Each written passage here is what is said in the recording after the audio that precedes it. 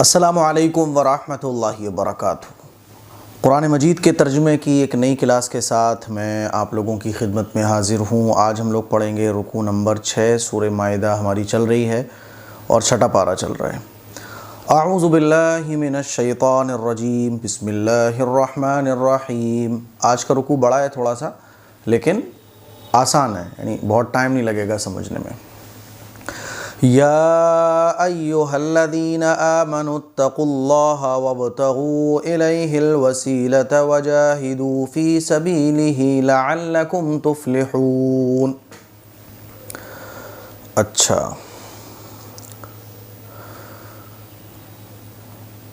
اے ایمان والوں اللہ سے ڈرو،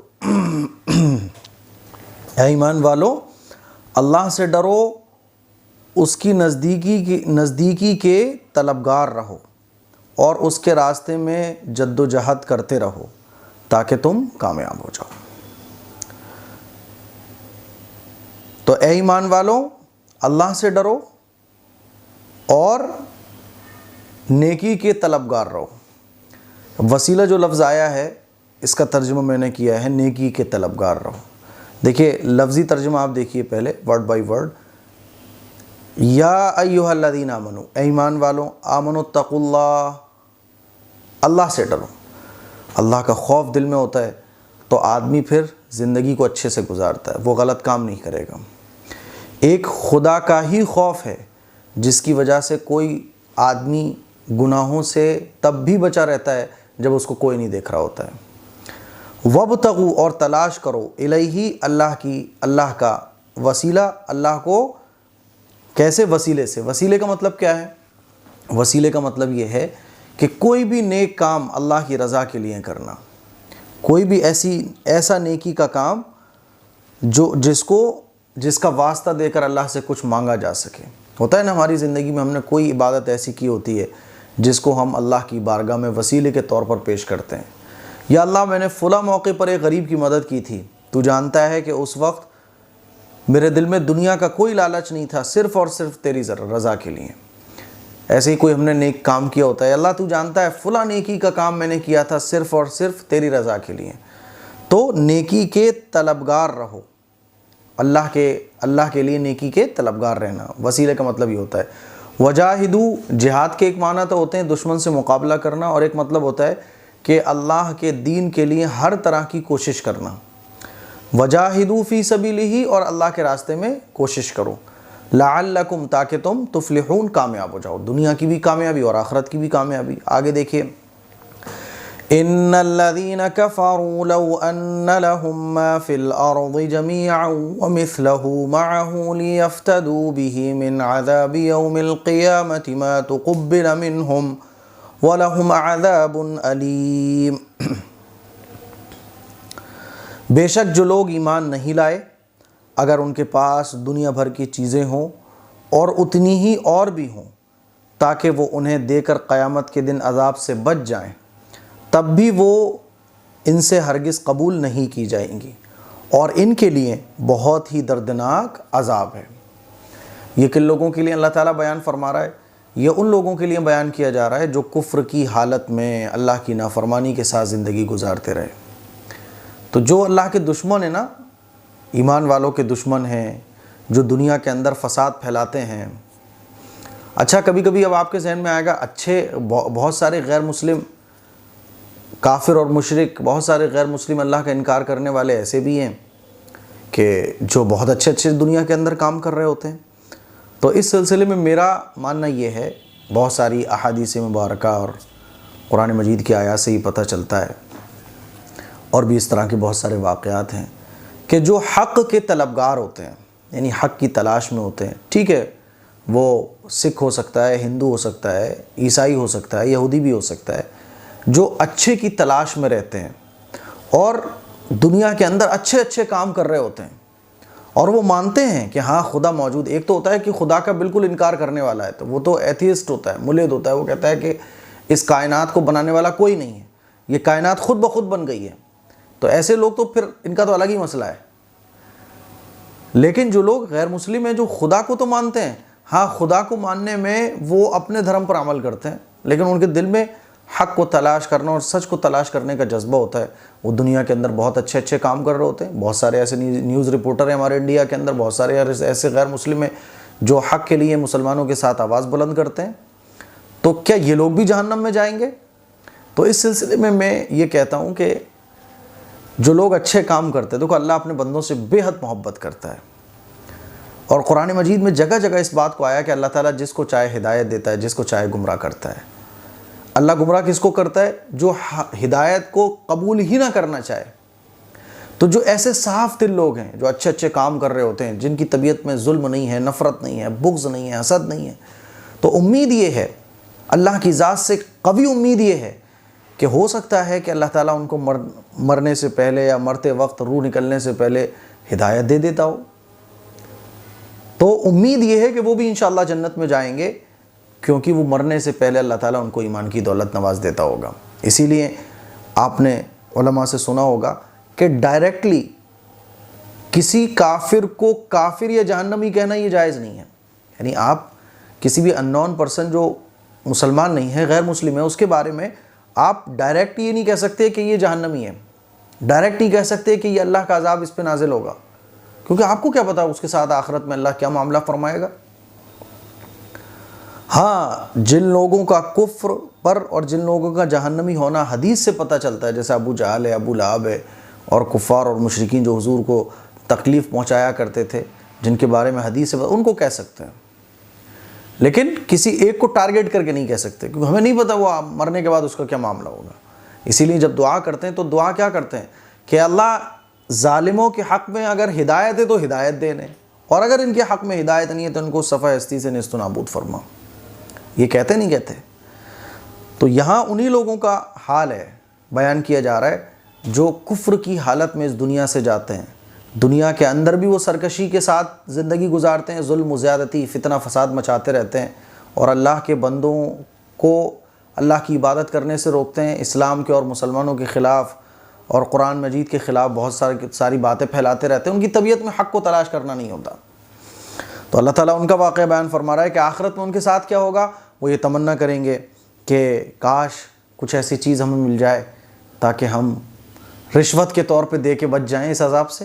تو اللہ تعالیٰ فرما رہا ہے کہ اگر دنیا اور دنیا کے برابر ساز و سامان اور دنیا بھر کی چیزیں ان کو مل جائیں اور وہ اس کو فدیے میں دیں، رشوت کے طور پر دیں کہ یہ لے لو بھیا، ہمیں جان چھوڑ دو ہماری عذاب سے، تو اللہ فرما رہا ہے تب بھی ان کی طرف سے کچھ بھی قبول نہیں کیا جائے گا اور ان کے لیے دردناک عذاب ہوگا۔ آ رہی ہے نا اتنی بات سمجھ میں؟ چلیے، ان الذین، بے شک وہ لوگ جنہوں نے کفر کیا، لو اگر، ان بے شک، لہم ان کے لیے، وہ تمام کی تمام چیزیں ہوں، فی الارض جو زمین میں ہیں، جمیعا ساری کی ساری، وہ مثلہو اور اسی کے برابر اور ہو، معہو ان کے پاس، لیفتدو تاکہ وہ فدیہ دیں، بہی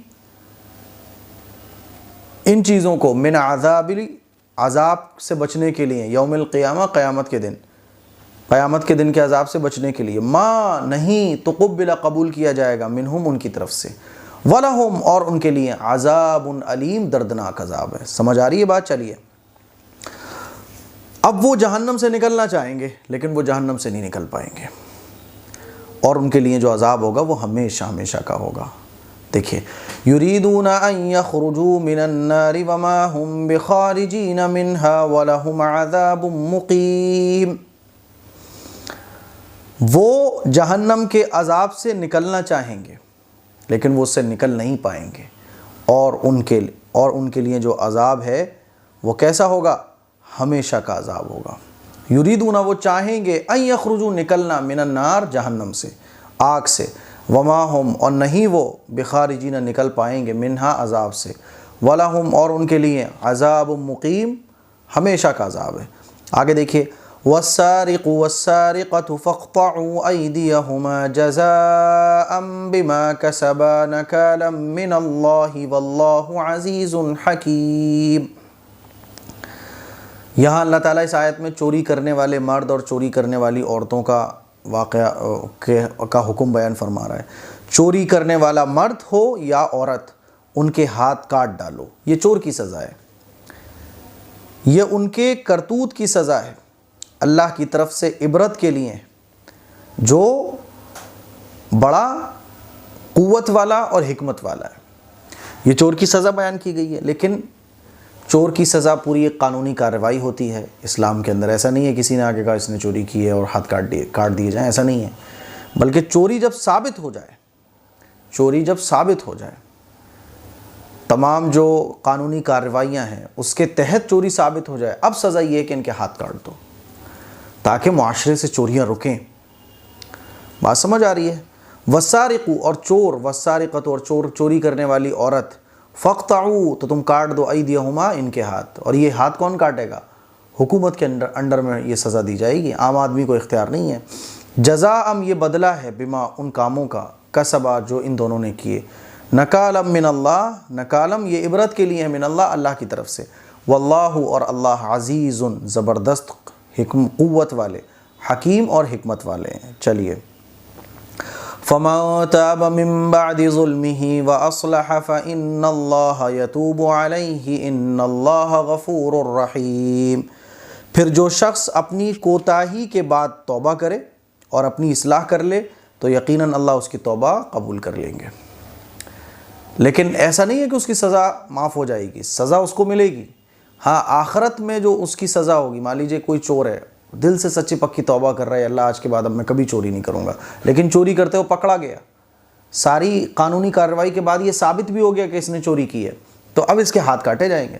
ہاں، اس کی جو توبہ ہوگی وہ آخرت میں قابل قبول ہوگی، اور آخرت میں یہ چور بنا کر نہیں اٹھایا جائے گا، اور کسی کے دل میں توبہ نہیں ہے تو وہ آخرت میں بھی چوری والا اس کو عذاب ملے گا۔ تو جو شخص توبہ کر لے من بعد ظلمہ، اس ظلم کے بعد، واصلح اور اپنی اصلاح کر لے، فإن اللہ تو بے شک اللہ، یتوب علیہ اس کی توبہ قبول کریں گے، ان اللہ بے شک اللہ غفور ہے، رحیم ہے۔ آگے دیکھیے، الم تعلم ان اللہ لہ ملک السماوات والارض يعذب من یشاء ویغفر لمن یشاء واللہ علی کل شیء قدیر۔ اللہ اپنی قدرت کو بیان کر رہے ہیں۔ کیا تمہیں نہیں معلوم کہ اللہ ہی کے لیے آسمانوں کی اور زمین کی حکومت ہے، وہ جسے چاہیں عذاب دیں اور جسے چاہیں معاف کر دیں، اور اللہ ہر چیز پر قادر ہے۔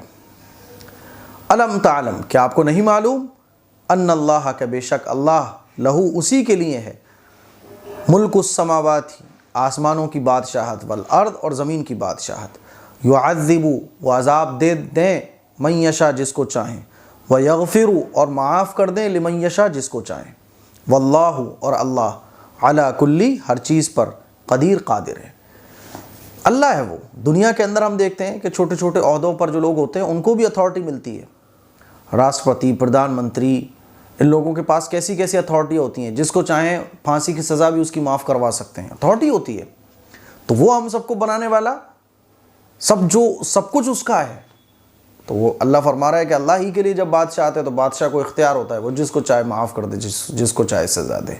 اسی لیے میں کہتا ہوں کہ اللہ ایسا تو نہیں کرے گا کہ کوئی حق کی تلاش میں ہو اور انسانیت کا درد دل میں رکھتا ہو، جیسے کہ وانی اگروال تھی ایک، اس نے امریکہ کے اندر کھڑے ہو کے کہا، بل گیٹس کے سامنے اور بڑے بڑے لوگ مائکروسافٹ کے موجود تھے وہاں، کہ فلسطین پر جو ہو رہا ہے وہ غلط ہو رہا ہے، اور تم لوگ ظالم ہو، تم لوگ جو ہے نا اسرائیل کو مدد فراہم کر رہے ہو، مظلوموں پر ظلم میں بڑھاوا دینے میں تمہارا بہت بڑا ہاتھ ہے، میں اس جاب پر لات مارتی ہوں۔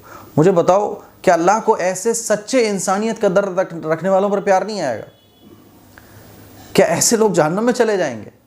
اللہ کی رحمت سے امید ہے پکی کہ اللہ تعالیٰ ہو سکتا ہے کہ آخری وقت میں مرنے سے پہلے ایسے لوگوں کو ایمان کی نعمت دے دیتا ہو، تو ایسے لوگ بھی انشاءاللہ جنت میں جائیں گے، بشرطے کہ وہ اگر حق کے متلاشی ہیں تو مرنے سے پہلے ان کو اللہ تعالیٰ کلمہ پڑھا کر اس دنیا سے اٹھائے گا۔ چلیے آگے دیکھیے، یا ایھا الرسول لا يحزنک الذین یسارعون فی الکفر من الذین قالوا آمنا بافواہہم ولم تؤمن قلوبہم ومن الذین ہادوا اچھا چلو، آیت بہت لمبی ہے، یہ مطلب ہے تو ایک ہی آیت لیکن بہت بڑی ہے، یہیں تک ترجمہ ہم لوگ پہلے کرتے ہیں۔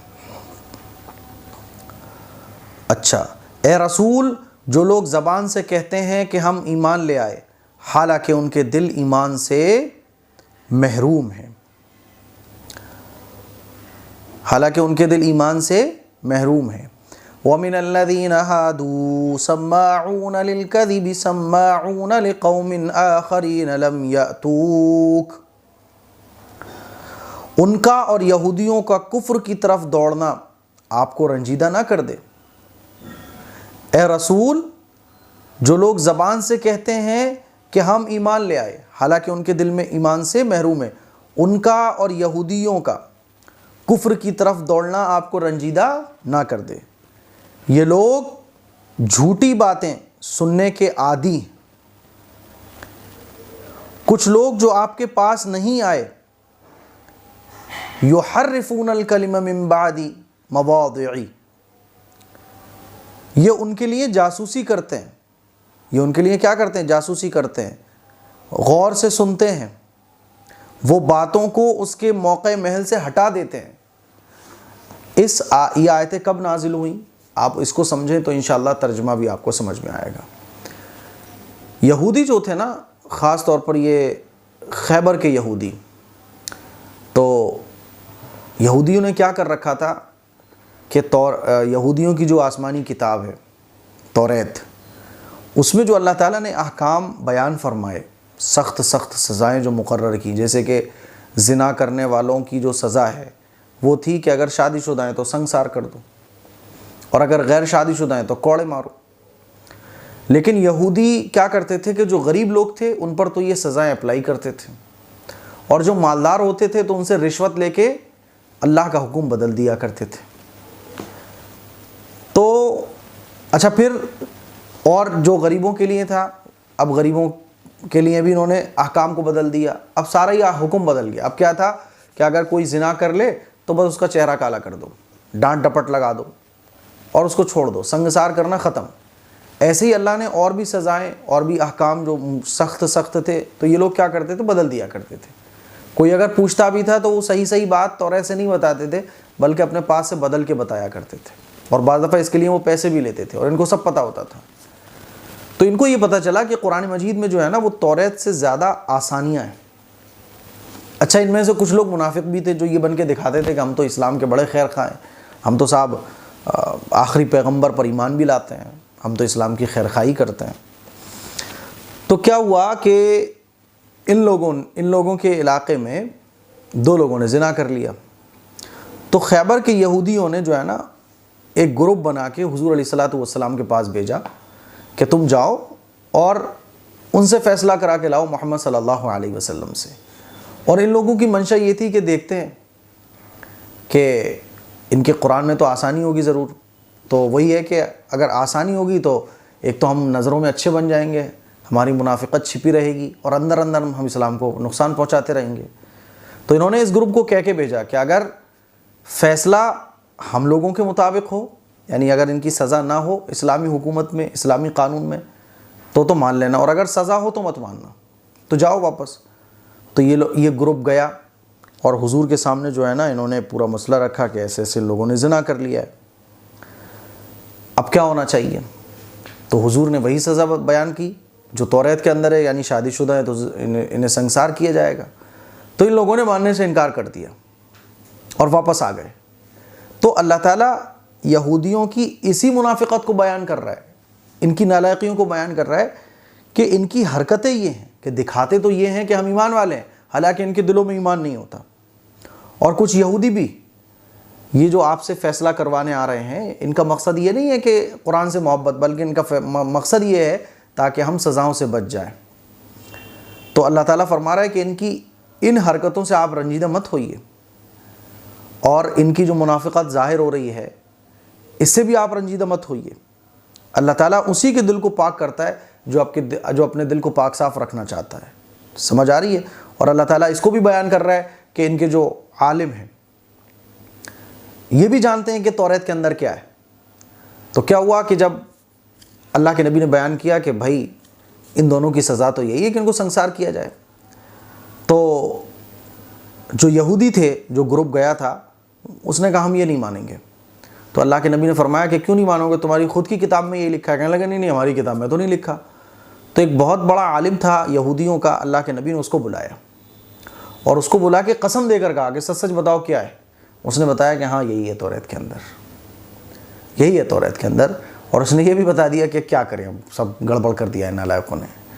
تو اللہ تعالیٰ نے اسی بات کو بیان فرمایا کہ یہ فتنہ پھیلا رہے ہیں، اور ان کے عالم، ان کے جانکار سب گڑبڑیاں کر رہے ہیں اوپر سے نیچے تک، رشوت کھا کھا کے توریت کے احکام کو بدل بدل کے لوگوں کے سامنے پیش کرتے ہیں۔ تو اللہ تعالیٰ فرما رہا ہے کہ ان کے لیے دنیا کی بھی رسوائی ہے اور آخرت کی بھی رسوائی ہے۔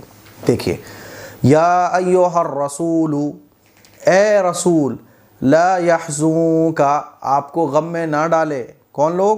وہ لوگ، الذین، وہ لوگ، یسارعون، جو دوڑے چلے جا رہے ہیں، فی الکفر، کفر میں، من الذین،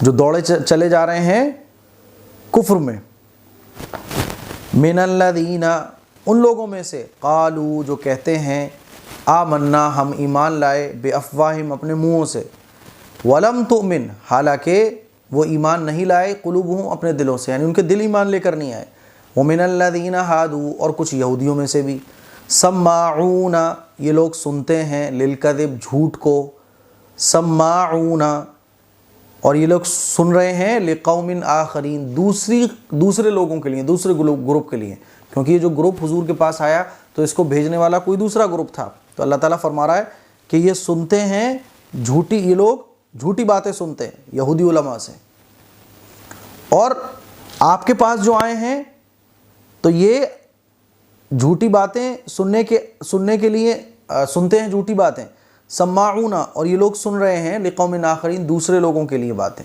لم یاتوک، جو آپ کے پاس نہیں آئے، یعنی یہ یہودی عالم اور یہودی گروپ نے جو ان کو بھیجا ہے تو یہ اصل میں اپنے لیے نہیں آئے بلکہ ان کو بھیجا گیا ہے۔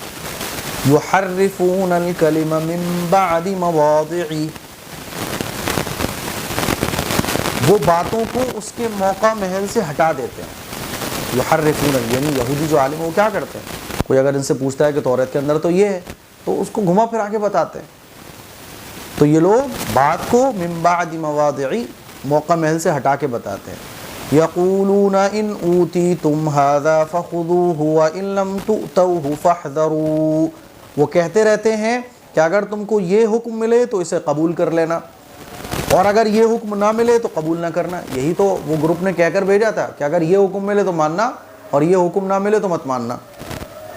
تو اللہ تعالیٰ ان کی پوری پول پٹی کھول رہا ہے۔ یقولون، وہ کہتے ہیں، ان اوتیتم، اگر تم کو ملے، ھذا، یہ حکم، فخذوہ، تو لے لینا، وان لم، اور اگر نہ تؤتوہ، یہ حکم ملے، فاحذروا، تو مت لینا۔ ومن یرد اللہ فتنتہ فلن تملک لہ من اللہ شیئا، اور اللہ ہی کو جس کا ہدایت سے محروم رہنا منظور ہو، آپ اس کے لیے اللہ کے مقابلے کوئی اختیار نہیں رکھتے، ہے نا؟ یعنی اللہ جس کو گمراہ کرنا چاہے تو کوئی اس کو دنیا کی بڑی سے بڑی طاقت، یہاں تک کہ پیغمبر بھی اس کو ہدایت پر نہیں لا سکتے۔ ہدایت اللہ دیتا ہے۔ اچھا، اللہ بھی ہدایت کب دیتا ہے؟ جب بندہ ہدایت کو چاہتا ہے۔ ایسا نہیں ہے کہ اللہ زبردستی کسی کو ہدایت پر لانا چاہتا ہو، نہیں، ہم اپنی پسند سے جو سلیکٹ کرتے ہیں اللہ وہ ہمارے لیے آسان کر دیتا ہے۔ ومن، اور وہ شخص، یرید اللہ، اللہ جس کو چاہتا ہے، فتنتہ، ہدایت سے محروم رکھنا، فلن، تو ہرگز نہیں، تملکا، کوئی ملکیت رکھتا، من لہو، اس کے لیے، من اللہ، اللہ کے علاوہ، شیئا، کچھ بھی۔ اولئک الذین لم یرد اللہ ان یطہر قلوبہم، یہ وہ لوگ ہیں کہ اللہ کو ان کے دلوں کا پاک کرنا منظور نہیں۔ لہم فی الدنیا خزی ولہم فی الآخرۃ عذاب عظیم، ان کے لیے دنیا میں بھی رسوائی ہے اور آخرت میں بھی ان کے لیے بڑا عذاب ہے۔ چلیے، اولئک الذین، یہی وہ لوگ ہیں، لم، نہیں، یرید اللہ، اللہ چاہتا ہے، ان یطہر، کہ پاک کرے، قلوبہم، ان کے دلوں کو، لہم، ان کے لیے، فی الدنیا، دنیا میں بھی، خزی، رسوائی ہے، ولہم فی الآخرہ، اور ان کے لیے آخرت میں بھی، عذاب عظیم، بڑا عذاب ہے۔ آگے دیکھیے، سماعون للکذب اکالون للسحت، یہ جھوٹی باتیں سننے کے عادی ہیں اور یہ بہت زیادہ حرام کھاتے ہیں۔ کون لوگ؟ یہ یہودی، جھوٹی باتیں سننے کے عادی ہو گئے، انہیں صحیح بات بتاؤ تو یہ مانتے بھی نہیں ہیں، اور حرام کھاتے ہیں۔ حرام کھانے کا مطلب کیا ہے کہ رشوت لیتے ہیں، غلط طرح سے مسئلوں کو بیان کر کے خوش رکھتے ہیں لوگوں کو، فَإِن جَاءُوكَ فَاحْكُم بَيْنَهُمْ أَوْ أَعْرِضْ عَنْهُمْ۔ آگے اللہ تعالیٰ بیان فرما رہا ہے لہذا اگر یہ آپ کے پاس آئیں تو آپ کو اختیار ہے کہ ان کے درمیان فیصلہ کر دیں یا انہیں ٹال دیں، آپ کو اختیار ہے۔ وَإِن تُعْرِضْ عَنْهُمْ فَلَن يَضُرُّوكَ شَيْئًا، اگر آپ ان کو ٹال دیں تو ان کی مجال نہیں کہ آپ کو کچھ نقصان پہنچا سکیں گے۔ ان یہودیوں سے ڈرنے کی ضرورت نہیں، گھبرانے کی ضرورت نہیں۔ وَإِن حَكَمْتَ فَاحْكُم بَيْنَهُم بِالْقِسْطِ، اور اگر آپ فیصلہ کریں تو ان کے درمیان انصاف کے ساتھ فیصلہ کریں۔ ان اللہ یحب المقسطین، بے شک اللہ انصاف کرنے والوں کو پسند کرتا ہے۔ دیکھیے سماعون، یہ لوگ سنتے ہیں، للکذب، جھوٹ کو سننے کے عادی ہو گئے۔ اکالون، اور کھاتے ہیں، للسحت، بھر بھر کے آرام کھاتے ہیں۔ فَإِن، پھر اگر جاؤ کا یہ لوگ آئیں آپ کے پاس، فَاحْكُم بَيْنَهُمْ، تو آپ ان کے درمیان فیصلہ کر دیں، او اعرض، یا آپ اعراض کریں، عنہم، ان سے۔ وَإِن تُعْرِضْ، اور اگر آپ اعراض کریں عنہم، ان سے، فَلَن يَضُرُّوكَ، تو یہ ہرگز آپ کو نقصان نہیں پہنچا سکتے، شیئا، کچھ بھی۔ وَإِن حَكَمْتَ، اور اگر آپ فیصلہ کریں، فَاحْكُم بَيْنَهُمْ، ان کے درمیان، بالقسط، انصاف کے ساتھ۔ ان اللہ، بے شک اللہ، یحب المحبت فرماتا ہے مقسطین، انصاف کرنے والوں کے ساتھ۔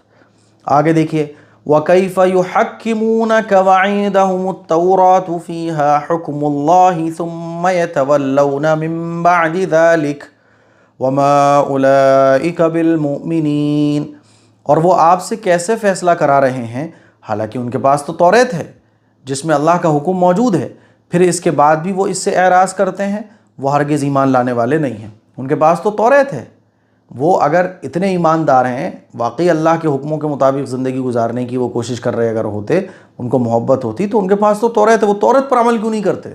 اپنی توریت کو چھوڑ کے آپ کے پاس آ رہے ہیں، اس کا مطلب یہ کہ کہیں نہ کہیں نیت میں کھوٹ ہے۔ جب توریت کی وہ نہیں مان رہے تو آپ کی کیسے مان لیں گے؟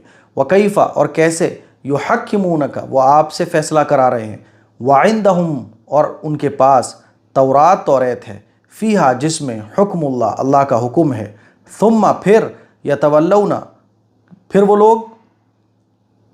وہ لوگ اعراض کرتے ہیں، من بعد ذلک، اس کے بعد، پھر اس کے بعد بھی وہ اس سے اعراض کرتے ہیں۔ وما، اور یہ لوگ، اولئک، نہیں ہیں، اولئک، یہ لوگ، بالمؤمنین، ایمان لانے والے۔ تو مجھے امید ہے کہ اب آپ کو بہت اچھے طریقے سے آج کا رکوع سمجھ آ گیا ہوگا۔ یہ آسان سا رکوع ہے، اس میں ایک تو چور کی سزا، اور دوسرا کہ آخرت میں جو کفار ہوں گے وہ عذاب سے نکلنا چاہیں گے، اس کو بیان کیا گیا۔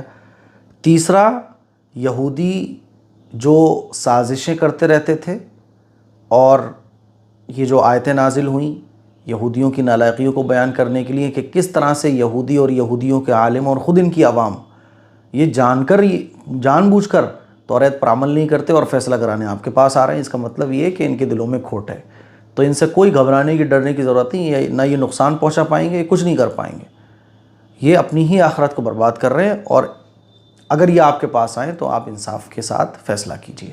3 باتوں کو اس رکوع میں بیان کیا گیا ہے۔ مجھے امید ہے آج کا رکوع آپ کو سمجھ آ گیا ہوگا۔ اس کلپ کو شیئر کریں، دوسروں تک پہنچائیں۔ السلام علیکم ورحمۃ اللہ وبرکاتہ۔